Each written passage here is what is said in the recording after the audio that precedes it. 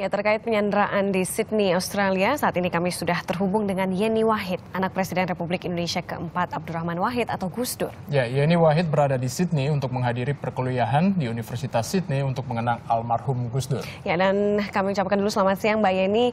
Kalau dari Twitter Anda hanya berjarak kurang lebih 200 meter dari lokasi penyanderaan. Bagaimana situasi saat ini di lokasi tersebut? Sekarang situasinya ramai sekali Mbak dengan polisi, masyarakat, media terutama ya, semua berkumpul di dekat tempat kejadian. Tapi kalau di sekitar lokasi sendiri sudah dipasangi police line, sudah tidak boleh lagi ada daerah-daerah steril, dan kemudian mobil-mobil polisi sudah menghalangi jalan. Nah, bahkan tadi mobil polisi juga lalu lalang dengan suara sirene yang sangat keras. Kemudian mobil evakuasi, rescue, mobil pemadam kebakaran dan lain sebagainya sudah siap siaga di sekitar tempat kejadian semua. Dan semua orang yang berada di gedung-gedung di sekitar tempat kejadian harus dievakuasi semua. Dan bukan cuma itu, tetapi juga tempat-tempat wisata yang menjadi target-target tujuan wisata di daerah-daerah di Sydney, itu juga langsung dijaga polisi semua. Mulai dari Sydney Harbour, Sydney itu Bridge ya. Lalu kemudian Opera House, semuanya langsung dikirim polisi dan semua orang di sana dievakuasi. Ya, Mbak Yeni, Tony Ebert masih belum bisa memastikan siapa dalang di balik penyanderaan ini. Nah, bagaimana informasi yang Anda dapatkan terkait dengan isu organisasi Islam radikal yang diduga berada di balik penyanderaan ini?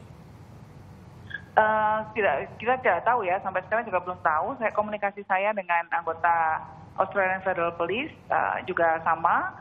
Mereka hanya mengatakan bahwa masih berlangsung komunikasi, masih berlangsung negosiasi, tapi apa yang dinegosiasikan belum tahu, dan siapa juga pelakunya juga belum tahu. Tetapi yang pasti bahwa ada sekitar 30 sampai 40 orang yang diperkirakan ada di dalam, 10 orang adalah staf, dan kemudian baru 13 orang yang berhasil diidentifikasi pada saat ini. Baik, Mbak Yeni, apakah saat ini Anda sudah menerima informasi dulu terkait 13 sandera ini? Ada tidak warga negara Indonesia di antara para sandera? Alhamdulillah tidak ada warga negara Indonesia yang ada di dalam, yang saat ini sudah terkonfirmasi ya, tidak ada warga negara Indonesia.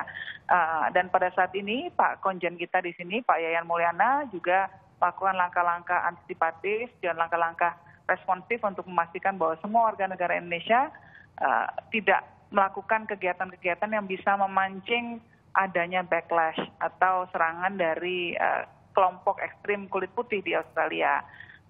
Ada yang namanya Australian Defence League. Nah, pada saat ini para pemimpin Muslim di New South Wales semua sedang berkumpul untuk membahas reaksi apa yang harus diberikan melihat situasi yang terjadi pada saat ini. Saat ini masih terjadi Mbak, ini perkembangannya di dalam, rupanya masih banyak polisi masih di mana-mana, dan belum ada kelihatan titik terang, belum ada perubahan apapun, belum ada hostage yang keluar juga sama sekali. Semua yang disandera juga kelihatan masih di dalam semua. Jadi masih teka-teki siapa yang ada di balik drama pada hari ini. Baik, terima kasih Yeni Wahid atas informasi Anda.